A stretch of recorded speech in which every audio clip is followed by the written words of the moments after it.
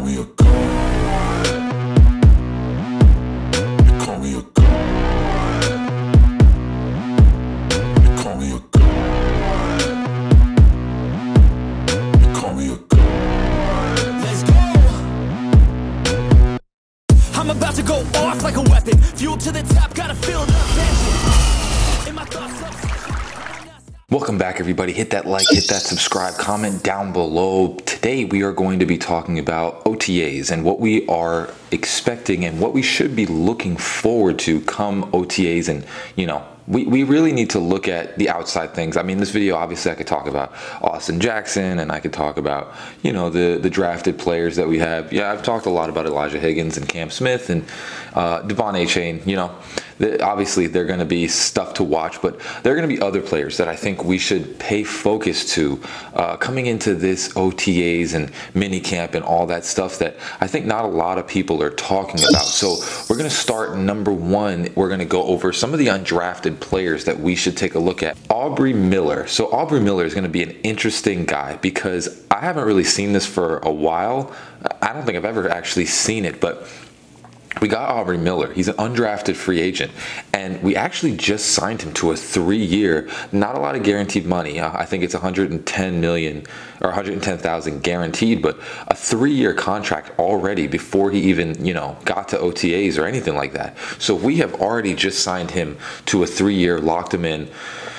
That's got to say something about Aubrey Miller. So Aubrey Miller is one of those interesting guys that, you know, the Dolphins seem to have a track record of getting undrafted players and turning them into starters.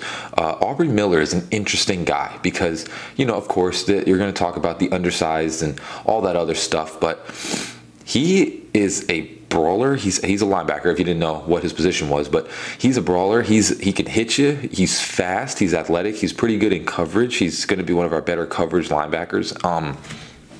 Just a very overall talented guy. Of course, he's 6 foot, and I think he's on the smaller side. He might be like 230, 240 or something along those lines. Maybe even smaller. I'm not sure. I have to do the exact research on it. I'll pop it up. But yeah, he's an interesting guy because he could be a gem in the rough that we got as an undrafted. And like I said, they just signed him to a 3-year deal. So clearly they see something already in the guy. You know, you don't just sign an undrafted free agent to not just a 1 or 2, a 3-year deal. You know what I'm saying? You don't just sign that guy unless you see something is there. So he is going to be one of those guys to watch coming into training camp because he's a linebacker that can just fly all over the field. You know, he's one of those guys that can just go back and forth, left and right.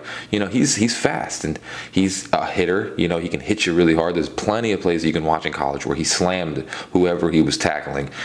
It's just, like I said, he's undersized. So I think the potential of this guy is going to be incredible, and it's going to be interesting to watch what they do with him and if he actually sees the field. You know, if he makes a team, and on top of that, if he actually sees the field during the season. You know, it could be one of those things.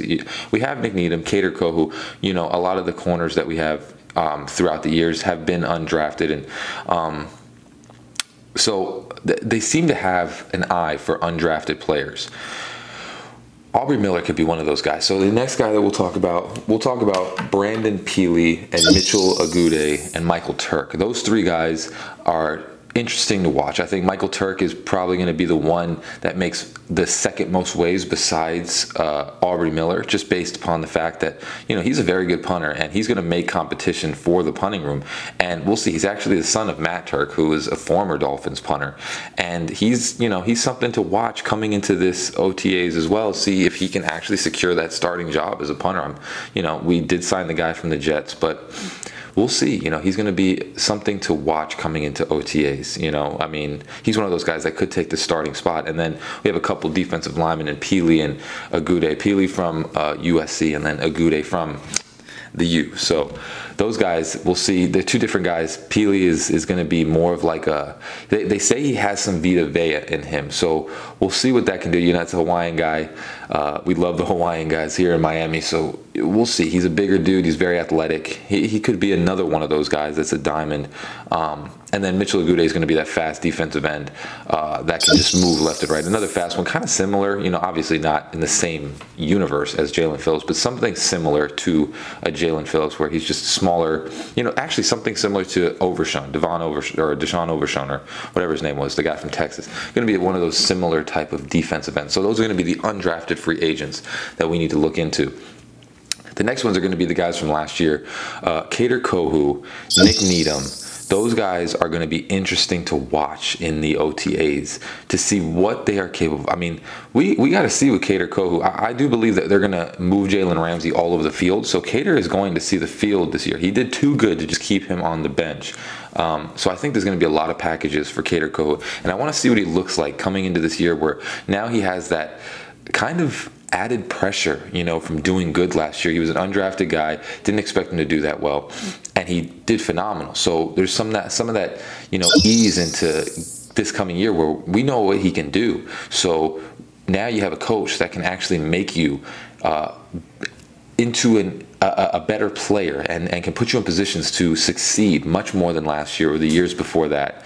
Obviously, it wasn't with us the years before that, but I'm saying the coaching staff that we had, they did not put players in positions to win. So it's going to be interesting to see Kader Kohou, you know, Nick Needham, those players coming off of what they were coming off of. You know, Nick, an injury, Kader, you know, he's coming off an incredible year. So those are going to be interesting guys to look at. We'll talk about the receivers too. That's what we're going to get into next. So the wide receivers, it's going to be very cool to see because there's going to be big competition in this OTAs and training camp and mini camp and all that stuff because we don't know who that number 3 receiver is going to be. Obviously last year Trent Sherfield took it, but I'm not sure who's going to get it. Obviously, a lot of us are thinking Chosen Anderson. Comment down below who you think is going to be the number 3, but I'm not sure because, again, you have Braxton Berrios, you have Chosen Anderson. We have to see what Aiyukuma can do because Aiyukuma had a great offseason last year. You know, it's not like he was not doing anything. He looked pretty good,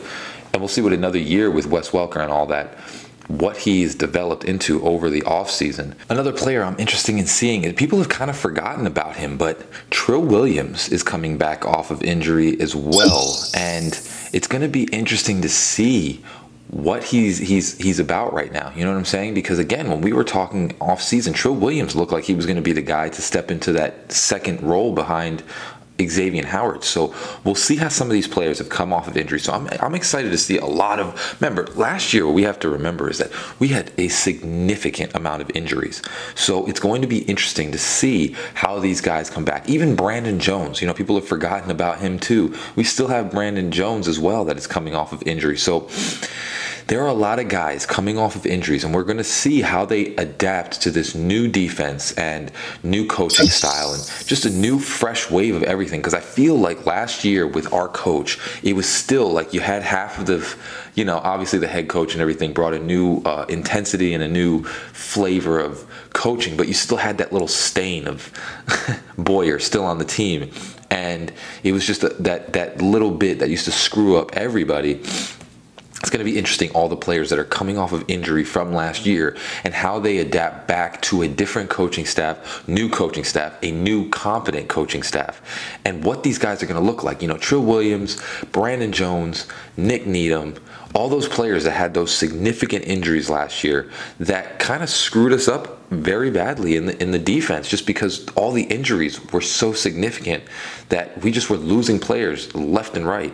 So these guys, especially Trill Williams, he's going to be somebody to watch coming into this training camp. The next thing is going to be the tight end situation. You know, we got Sobert, we got Higgins, we got who else? Durham Smythe looks to be the #1 guy, and we'll see how that goes. And people are forgetting about Tanner Conner. Tanner Conner is one of those really speedy tight ends as well. That he was another undrafted player that is still on the roster. They still see something in him. So it's going to be interesting. Keep a lookout for Tanner Conner as the tight end name to watch in this. Because obviously with Durham Smythe, we all know what he can do. Durham Smythe is going to be that reliable tight end. That's the role that he fits. He's reliable. He can block. There's not going to be anything special about him, but he's a reliable tight end. Tanner Conner is going to be a name to watch with Elijah Higgins, just based upon the fact that he's another athletic tight end that is another undrafted guy that we see something, and he made the roster last year, which we have to understand that if you make the roster on an NFL team, that's no small feat, you know, especially as an undrafted player. So there's something that they see in him, and we'll see in OTAs what that has increased to in this new year, new everything. Tanner Conner is one of those fast tight ends that can turn into something or nothing, and we'll see. This is going to be that defining year to see what he can do, along with Elijah Higgins. And obviously the last thing that we're going to talk about is the offensive line competition. We're going to see what Austin Jackson does. We'll see Liam Eichenberg. Now we have 2 more offensive linemen along with Dan Feeney that we've added to this offensive line. We're going to see what the competition is like coming into OTAs, who's going to take what spot, and what we're going to start forming as an offensive line coming into this year. You know, I think we added 2 very good additions, and I just believe that we kind of have a much more solid offensive line than we had last year. We have much more depth, and we're going to see what that turns into. We'll see if Austin Jackson just starts taking the roles, or, you know, if I was wrong about him and, you know, they have a different ideology.